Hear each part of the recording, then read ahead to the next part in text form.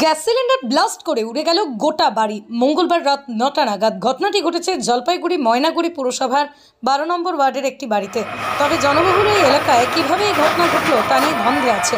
ঘটনার খবর পাওয়ার পরেই ময়নাগুড়ি থানার পুলিশ এবং দমকল ঘটনাস্থলে এসে আগুন নেভানোর কাজ শুরু করে।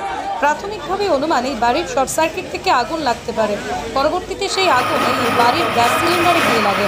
তারপরে ওই গ্যাস সিলিন্ডার ব্লাস্ট করে গোটা বাড়িটা উড়ে যায়।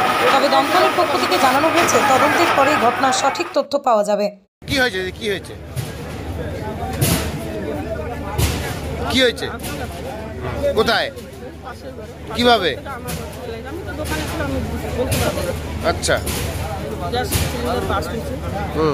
জোরে বলো না, জোরে বলো। আমার ঘরে যা টাকা পয়সা তো ছিল পুরো পুড়ে গেছে, কাগজপত্র পুড়ে গেছে, ক্ষতি তো হইল।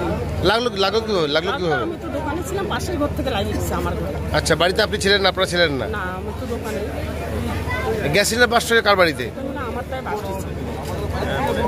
আপনার নাম? মামনি মন্ডল।